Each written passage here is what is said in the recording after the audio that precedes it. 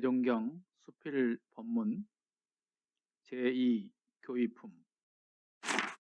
19 교의품 7 이론상의 진리 대종사 가라사대 이론상의 진리를 요약해 말하자면 곧 공과 원과 정이니 양성에 있어서는 유무초월한 자리를 관하는 것이 공이요 마음에 거래가 없는 것이 원이요 마음이 기울어지지 않는 것이 정이며 견성하는 데 있어서는 이론의 진리가 철저하여 언어가 도단하고 심행처가 없는 자리를 아는 것이 공이요 지량이 광대하여 막힘없는 것이 원이요 아는 것이 적확하여 모든 사물을 바르게 보고 바르게 판단하는 것이 정이며 솔성에 있어서는 매사에 무념행을 하는 것이 공이요 매사에 무착행을 하는 것이 원이요 매사에 과불급이 없는 것이 정이니라. 이상의 법설을 도식으로서 보일 것 같으면 공원정 양성 관 유무초월 지위 공 심무거래 지위 원 심불편의 지위 정 견성 도노공적 지위 공 지량무변 지위 원 정견 사물 지위 정 솔성 매사 무념행 지위 공 매사 무착행 지위 원 매사 무과불급 지위 정 회보 55장 5호 말씀입니다. 20. 교의품 8장 이론상의 내역 1. 견성 성불하는 화두다. 2. 일상 수행의 표본이다. 3. 죄복의 근원을 알리는 증거물이다.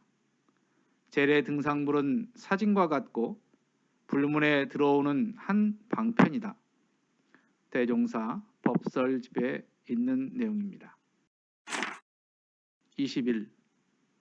소화 18년 1월 27일 총부 선원 차 일원상 견성 구도적 표본 즉 화두 원만 수행지 표본 일상생활 죄복본원 사실적 제불상 우치자 지 신항처야 소화 18년 1월 27일 총부 선언에서 이 일원상은 견성 구도의 표본이니 곧 화두요 일상생활에 있어서 원만 수행의 표본이요 사실적 죄복의 근원이니 재래불상은 어리석은 자의 신앙처이니라.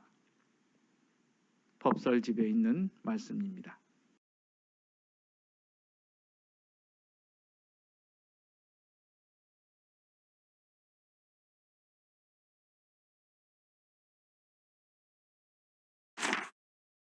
(1-19는) 교의품 7장에 있는 이론상의 진리에 대한 말씀입니다.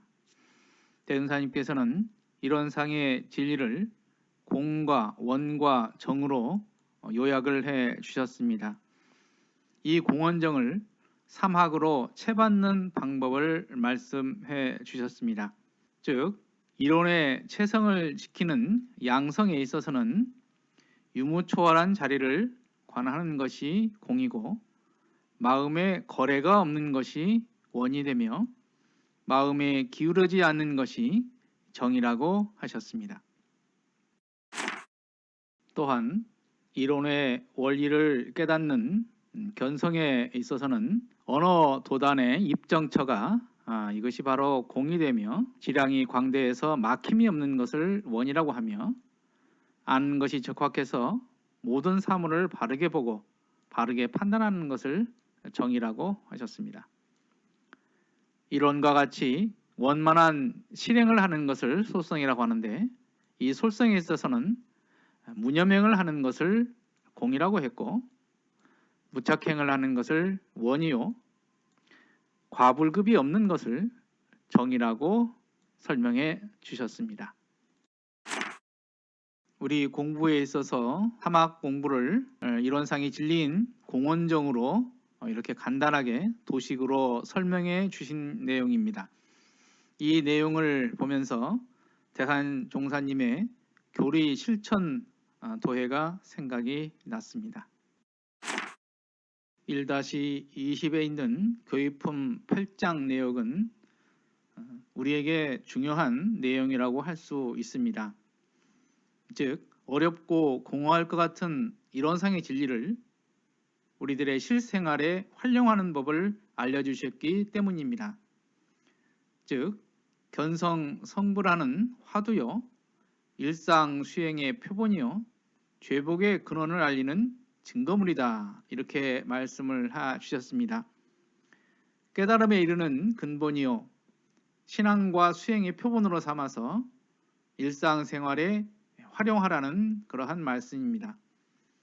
사실 이러한 모든 내용을 담은 것이 정전이라고 할 수 있겠습니다.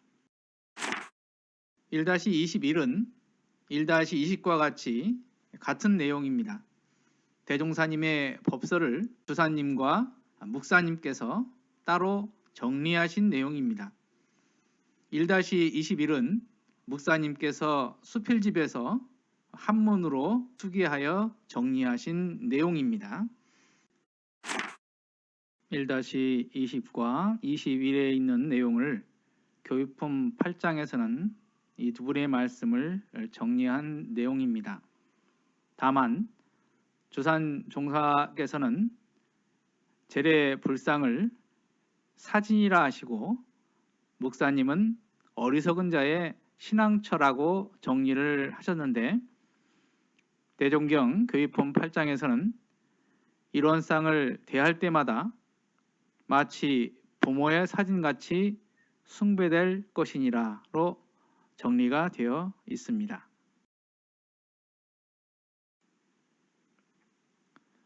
이상으로 대종경 수필 법문 봉독회를 마칩니다. 마음 공부 잘하여서 새 세상의 주인 됩시다. 감사합니다.